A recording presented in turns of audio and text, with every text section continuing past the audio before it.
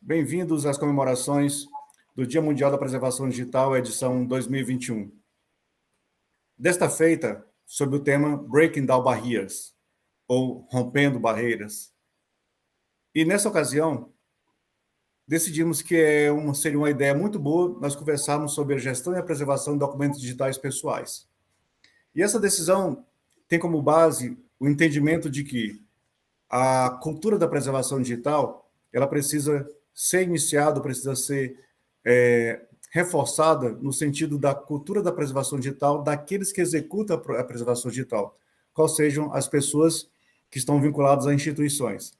A ideia é que as pessoas que estão vinculadas a instituições, uma vez preocupando-se e executando procedimentos de preservação digital sobre seus próprios acervos pessoais, terão uma certa, digamos assim, tratar de uma forma muito mais cotidiana, muito mais comum, o interesse de fazer a preservação digital no dia a dia, né?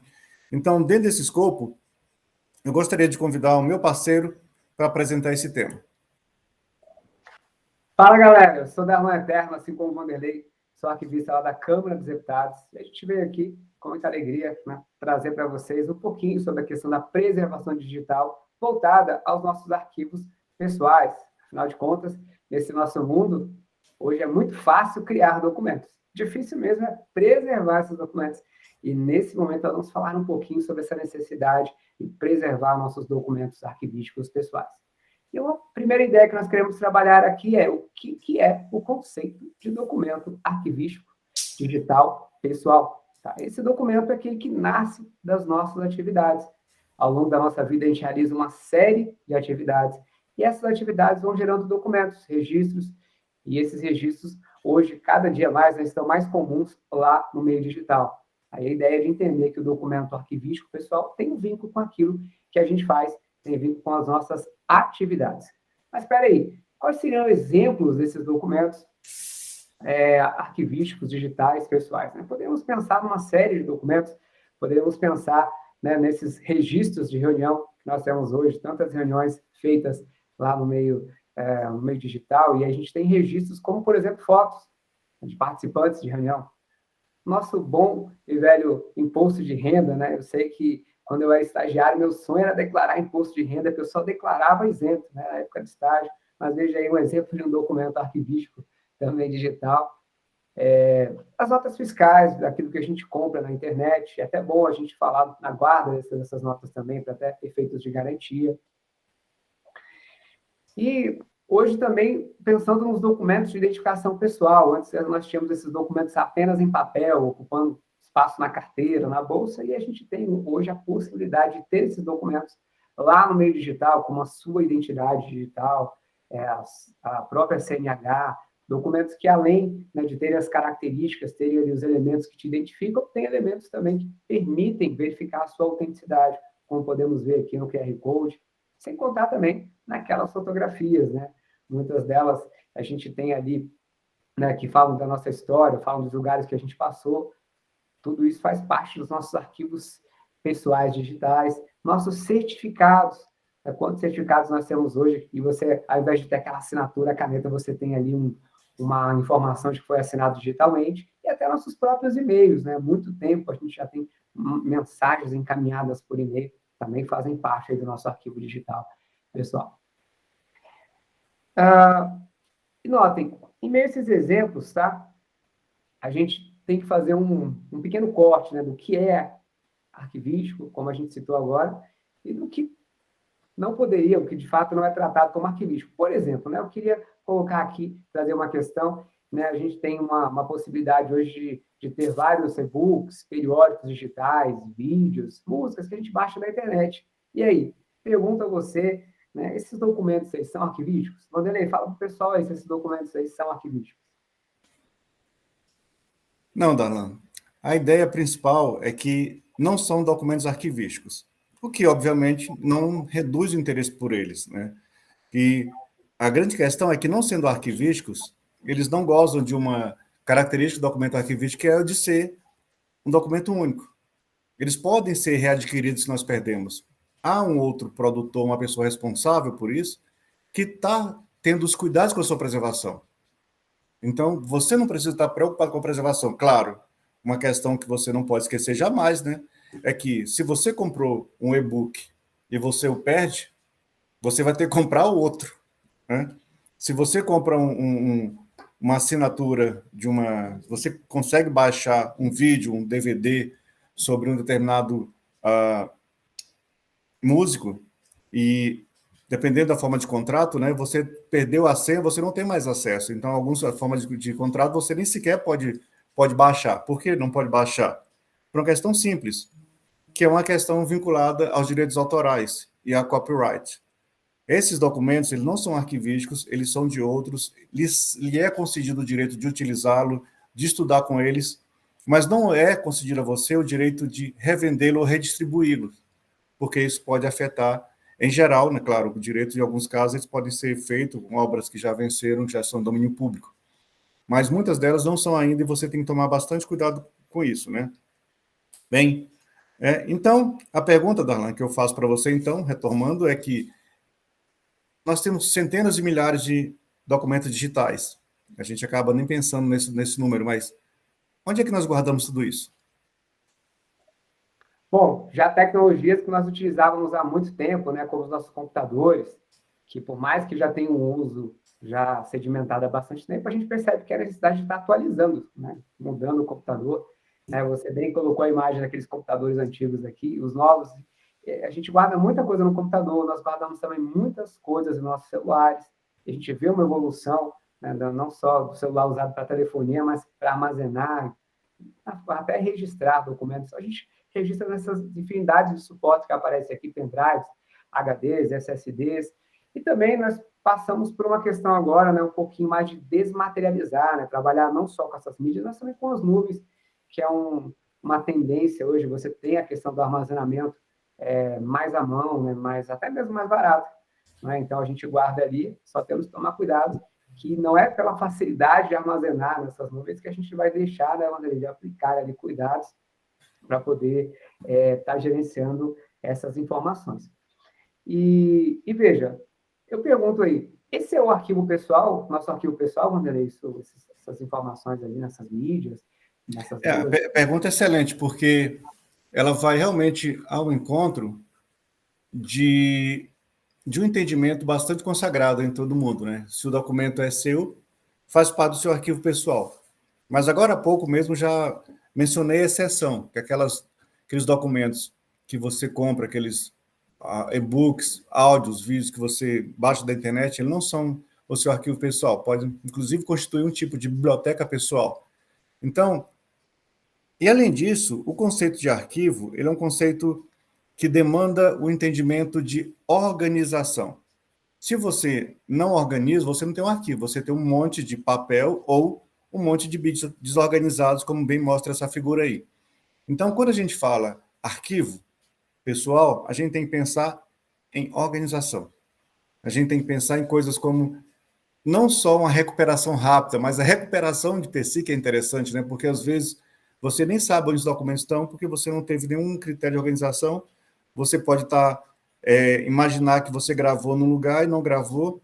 Você pode imaginar que está naquele teu laptop, mas naquele teu laptop está a versão de 3 semanas atrás, a versão nova está num pendrive que você não sabe onde colocou. E numa dúvida que você ia viajar, você subiu a última versão, na verdade, para a nuvem. E você continua atualizando o teu pendrive, mas é a nuvem que é o mais atual. Ou seja, a partir de determinado momento, você, sem controle, você não sabe mais qual é o seu documento verdadeiro. Se você organiza, você pode, por exemplo, compartilhar as regras de organização. E aí, se você mora com alguém, ou se você tem família, então você pode estar ausente de casa e conseguir que qualquer um encontre seus documentos, independente de quem seja o autor. Por quê? As pessoas sabem qual foi o critério de organização, sabem que existe uma forma de organizar. E, além de tudo isso, do óbvio, que é encontrar as coisas e poder utilizá-los para provar alguma coisa que é do seu interesse, você ainda pode, inclusive, a partir dessa organização, identificar quais são os documentos repetidos e quais são os documentos desnecessários. E você pode fazer com isso o quê? Eliminar sem nenhum medo, que eu acho que é a grande questão. Porque eliminar sempre foi uma prática, todo mundo faz isso, todo mundo elimina documentos. A questão toda é que, nos últimos tempos, pelo entendimento de que os documentos são digitais, você não vê a bagunça, você não vê eles ocupando espaço, digamos assim, físico, porque de vez em quando você vai lá, grava uma coisa e aparece a mensagem: a sua memória está com 89%, 99%, quem sabe 100% ocupada, e você não pode gravar nada. E aí o que você faz? Você apaga de forma descontrolada, só com a necessidade de baixar alguma coisa que você não tinha onde baixar, você vai e apaga qualquer coisa. Então, o que a gente imagina? Primeira questão sobre gestão de arquivos pessoais é organizar. Darlan, vamos conversar sobre como organizar usando o plano de classificação? Vamos sim, tá? Lembrando que o plano de classificação é a estrutura que a gente usa na arquivologia para representar, né, de forma estruturada, de forma integrada, as atividades de uma pessoa, de uma entidade. E o Vanderlei trouxe um exemplo muito interessante aqui, né, de um exemplo de plano de classificação baseado naquilo que a gente faz. Né? Todos nós temos, por exemplo, documentos de identificação pessoal, documentos que falam da nossa formação acadêmica, das atividades profissionais que fizemos, da própria gestão financeira, entre outros. Então, essa estrutura, né, trazida aqui, mostra algumas subdivisões, algumas estruturas que a gente poderia usar para agrupar os nossos documentos referentes às nossas atividades. E aí, dentro desses agrupamentos, a gente poderia criar subdivisões. Por exemplo, dentro da gestão financeira e patrimonial, a gente poderia ter lá uma subdivisão ali para documentos referentes a imposto de renda, aqueles documentos referentes ao nosso automóvel, aos nossos imóveis, que tem que estar bem organizados, né? Para a gente, quando a gente precisar, poder acessar isso aí de forma rápida. Então, essa estrutura representa essa ideia onde você tem os agrupamentos maiores e possibilidades de outros agrupamentos secundários para poder guardar e organizar bem direitinho e achar, com certeza, com mais facilidade. E nessa perspectiva também, né, até aproveitei para poder fazer um pequeno mapa aqui, tá? E nesse pequeno mapa a gente pode notar, por exemplo, né, mais uma vez, a aplicação desses agrupamentos. E dentro desses agrupamentos a gente poderia ter outras subdivisões, outras divisões menores. E toda vez que a gente consegue fazer isso daí, quando você consegue criar essa estrutura e consegue saber o que se enquadra nela, fica mais fácil de saber quando vamos guardar as novas peças. Por exemplo, né? Digamos que eu aqui crio aqui no meu computador essa estrutura e coloco um diretório como esse. Dentro do diretório, eu vou criando as pastas, e nessas pastas eu coloco os títulos. Toda vez que eu fizer algum trabalho, receber algum documento, e eu vou saber onde eu poder guardar esse documento. Digamos que eu participei de um evento, então, esse evento que está rolando aqui agora, o evento de preservação, e ao final eu recebi ali um certificado. Eu vou procurar aqui onde eu vou colocar esse documento, com certeza a gente vai ter, né, quando você for fazer um resgate no futuro dos seus certificados, você vai saber onde eles estão. Perceba essa necessidade. Eu sei que, a princípio, a gente fala, nossa, mas nessa vida cotidiana tão corrida, eu vou gastar tempo organizando os documentos? Olha, é melhor a gente gastar tempo agora organizando do que depois ficar gastando muito mais tempo para poder procurar e, às vezes, nem mesmo achar aquilo que a gente guardou. Por isso, essa importância, né? Tal como a gente faz muitas vezes nas pastas físicas, também no meio digital, você criar esses diretórios e ali pendurando esses documentos. Isso nos ajuda muito na guarda e na localização. Sem contar também que nos próprios documentos de identificação pessoal, né, muitos deles a gente é um tamanho pequeno, né? Então hoje a gente tem a possibilidade de tê-los na sua carteira de documentos digitais. Se você já tem o seu cadastro lá no meugov.br, você tem ali pelo menos uns 5 documentos que você pode, a qualquer hora, ali acessar pelo seu celular.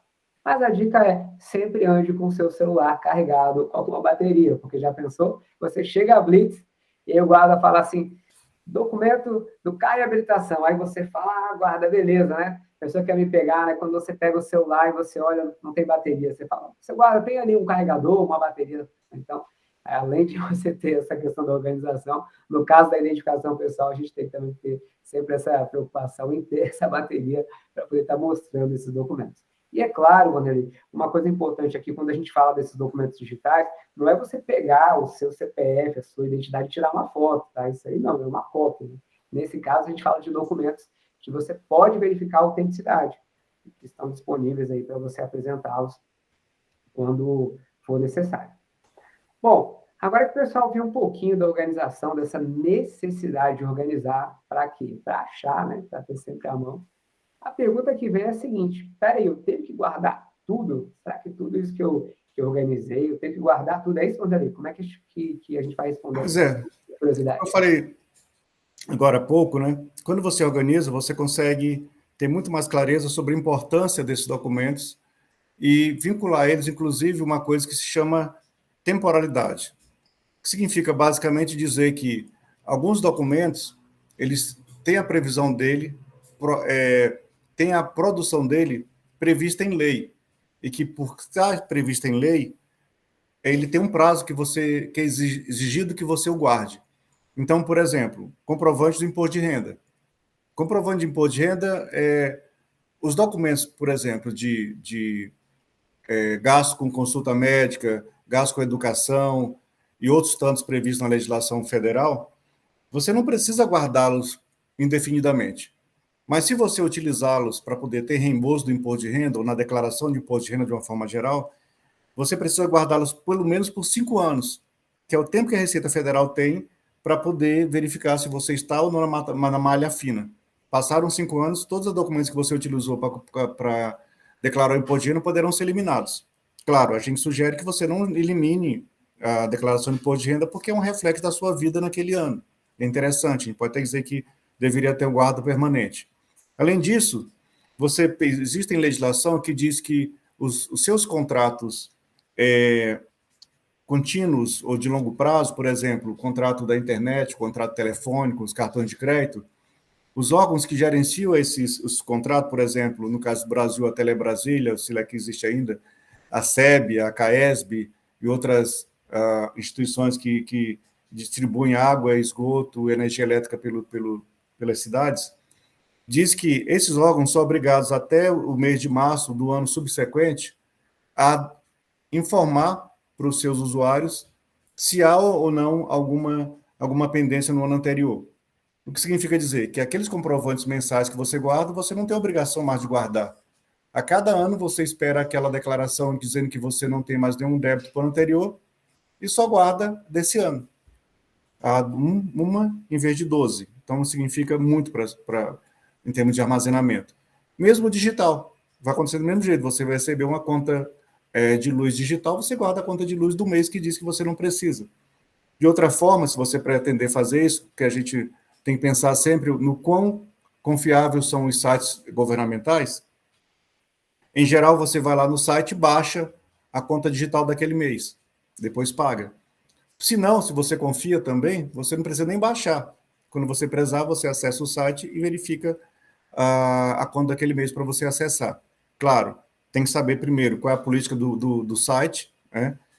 Alguns, por exemplo, questão da conta telefônica, você conta bancária, por exemplo, conta bancária, movimentação bancária, você tem até um período para você ter baixado o site normalmente sem pagar nada. A partir de determinado período, às vezes você tem que pagar. Então, às vezes, vale mais a pena você baixar cada mês para guardar o seu e eliminar quando não for mais necessário. Além disso, por exemplo, você vai ter fotografias, áudios, coisas mal feitas que você guardou, baixou para sua máquina simplesmente porque estavam junto no download. Vocês sabem que existem formas e formas de fazer o download do seu, por exemplo, memória do seu celular. Algumas você baixa integralmente, outras você baixa selecionando. Quando você baixa integralmente, vai tudo, inclusive aquilo que você nem gostaria que tivesse lá. E é interessante, quando você organiza isso tudo, que você pode identificar os erros, porque vão estar todas juntas, né? Bem, essa é uma versão boa para você gerenciar os seus arquivos e depois criar uma tabela de temporalidade, que é isso que analisa a temporalidade, que permite, por exemplo, você eliminar documentos. O que significa dizer? Olha, você não tem que se preocupar com a preservação digital de todo o teu acervo, senão daquele que é importante para você, em termos de memória e, às vezes, em termos de comprovação de obrigações. Mas, obviamente, nós temos um problema seríssimo em relação aos documentos digitais. E eu vou passar a bola para o Darlan perguntando, Darlan, e aí, como é que a gente faz? A gente simplesmente pega o documento digital, igual faz os documentos em papel, joga tudo numa caixa, na gaveta do armário e fala, ok, vou guardando, é isso? Na verdade, não, Vanderlei, porque no meio digital, a gente tem uma questão que é muito voltada, né? A gente tem uma diversidade de suportes, que, por sua vez, né, apresenta ao longo do tempo a obsolescência. A pessoa podia olhar para a gente e falar, não, poderia resumir esse problema e guardar tudo na nuvem, mas peraí, você guardou na nuvem e guardou num formato, não foi? E aí, será que esse formato daqui 3, 4, 5 anos vai estar acessível? Então, não é só o problema do formato, a gente tem que pensar também da mídia, do suporte, mas também do próprio formato, que com o tempo vai ficando obsoleto. Por isso, no meio digital, o desafio ainda é maior. Se no papel você pegava, botava naquela pasta, naquela gaveta e mantinha ali, no meio digital, não basta só fazer isso, porque nós temos essa questão da obsolescência, que é um grande problema que nós enfrentamos lá no meio digital. E, claro, né, a gente tem que procurar, dentro dessa perspectiva, salvar os documentos em formatos adequados, em formatos abertos. Temos que pensar em salvá-los também em locais distintos, fazendo os backups, as cópias de segurança. E também temos que pensar em estar migrando essas mídias antigas para uma mídia, para um suporte mais novo, de modo que a gente consiga não depender tanto também dessa questão material, né, dessa questão das mídias. A gente é de uma geração que verificou, né, que passou por várias mídias, e isso muitas vezes nos traz, né, boas lembranças. Quando eu olho para cá, eu vejo disquete, eu vejo, né, quanta coisa que a gente já passou ali com relação a esses suportes. E hoje a gente vê que nos próprios computadores que a gente compra, né, a gente já não tem mais um lugar para poder ler um CD-ROM, para poder ler um DVD, e por vezes é necessário, né, a gente tem que fazer alguma coisa, né, comprar ali um drive, alguma coisa anexa para poder inserir e conseguir fazer a leitura com qualidade dessas mídias. Não foi muito longe não, Vanderlei, eu me casei em 2016, né, não sei, o pessoal até fala assim, mas você conseguiu, né, não, eu sou sortudo, né.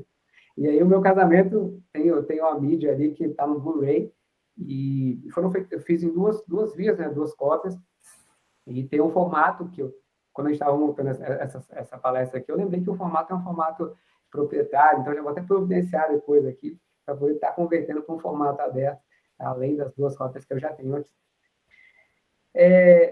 Veja, quando a gente fala dessa obsolescência, a gente pensa também em fazer essa troca, né? Pensando que a gente não quer perder informação. E aí, Vanderlei, o que você aconselha assim, para a gente estar fazendo isso com segurança? Quais são as formas que a gente teria para poder fazer essa mudança, né, de suporte com qualidade e segurança? Bem, a gente fez uma pesquisa, pensando aqui nessa nossa conversa, atrás de tecnologias que a gente considera úteis e gratuitas para poder gerenciar os documentos, principalmente no sentido da preservação aqui. Então, primeiro, acho que cabe observar o sentido da palavra gratuita que a gente vê em diversos softwares, né? Há uma informação que é meio, digamos assim, capciosa quando se fala em gratuita, porque boa parte dessa gratuidade é mera formalidade para você analisar a ferramenta. Algumas delas dizem que você pode usar 7 dias, mas uma série de funções não são autorizadas para você. Outras te permitem uma série de funções, mas aquela função que é mais importante, tipo exportar para um formato que você vai utilizar, não permite. Então, assim, é interessante que quem for adquirir essas ferramentas leiam os manuaizinhos no que diz respeito aos direitos de quem está utilizando. Mas, em geral, você tem inúmeras ferramentas que a gente selecionou aqui baseado na conversão de formatos, na edição e na produção dos documentos. Então, aí tem esses tantos que se refere aos vídeos, né? Tem o Handbrake, tem o 7Converter, tem o KDE Earn Live e tem o VideoPad. Todas essas ferramentas são ferramentas vinculadas a vídeos. Outro tipo de ferramentas são aquelas para tratamento de áudio. Você tem o Free Audio Converter, tem o Audio Converter, e um deles, aí, segundo, ele converte mais de 300 formatos, ou seja, dentro desse escopo de formatos que tem de áudio, talvez seja bastante interessante ter um desses aí. Ainda tem o mais conhecido, que é o Audacity, e o Free Audio Editor, que é para produzir áudios, gravar mesmo áudio se você interessar, né? Finalmente, indo já para a parte da conclusão da nossa conversa, né? Nós temos as imagens, né? Então, você também tem diversas conversões de formato, de edição, e tem uma interessante, que para você gerenciar o seu próprio acervo, que é da comparação de imagens, né? Você tem o Wellsome Duplicate Photo Finder, tem o Panaustic e tem o Picasa, e tem o Google Fotos, que o Darlan é usuário e poderá explicar um pouquinho para vocês mais.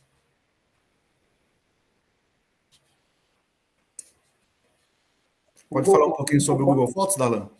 O Google Fotos, além de ser muito interessante, no sentido de que ele consegue ter ali uma forma de você guardar as suas fotos, ele tem um mecanismo muito interessante de recuperação dessas fotos, também. Você pode recuperar, por exemplo, usando o filtro de pessoa, né? Ele compara, ele faz reconhecimento facial, ou você quer lá naquela data ali, homenagear um parente, né? Um aniversário, você coloca ali o nome dele, já vem um monte de foto bacana. Ou, às vezes, no nosso caso, a gente que é professor, né? A gente quer recuperar uma foto da sala de aula, de algum local que a gente ministrou alguma aula, e você coloca ali sala de aula, e você consegue fazer recuperações desse conteúdo com muita rapidez, sem contar os recursos que ele tem também para poder identificar as fotos duplicadas, as fotos que não estão com boa qualidade, para que a gente possa excluir essas fotos.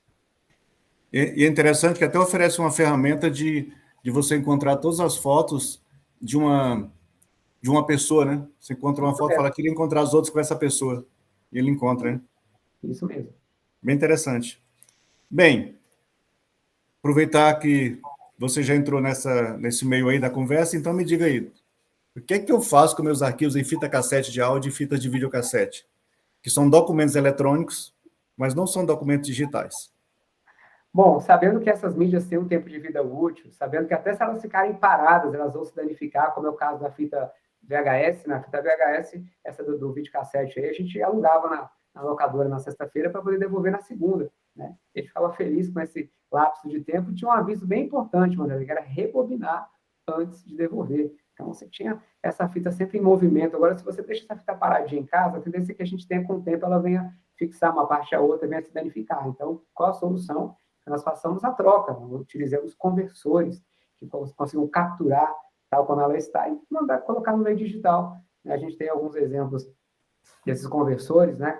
Como foram trazidos aqui, da mesma forma no áudio, tá? Você também que já teve uma fita cassete como essa, que você botava lá no Walkman, que você rodava ali com aquela caneta Bic, eu sei que se você sorriu porque você é dessa época, e você tem um conversor como esse, e você tem que avaliar. Então, Vanderlei, se o que você tem vale a pena comprar isso aí, ou se vale a pena você simplesmente contratar um serviço que faça a conversão, mas a conversão é necessária para preservar também essas informações. Perfeito, Alan. E aí, pessoal, gostaria de agradecer a oportunidade de estarmos aqui participando de mais uma edição do Dia Internacional da Preservação Digital e espero que realmente essa nossa conversa aqui, nossa conversa mesmo, que nós tentamos levar isso como uma conversa entre eu e o Darlan e chamar a atenção para alguns aspectos e tomara que a gente tenha conseguido suscitar um pouco de questionamento da cultura de não preservação digital, fortalecendo a preservação digital no mundo. É isso aí, gente. Muito obrigado, tá? A gente entende que a preservação digital, nossos arquivos pessoais, ela é essencial. Afinal de contas, a gente quer guardar nossas memórias para as nossas próximas gerações. E por mais que a gente registre muito, se a gente não gerenciar, a gente não vai conseguir preservar aquilo que é importante, não vai conseguir fazer essa importante preservação da nossa memória familiar, nossa memória pessoal. Tá? Um grande abraço. E qualquer dúvida, nossos contatos estão aqui. Até mais. Valeu, galera.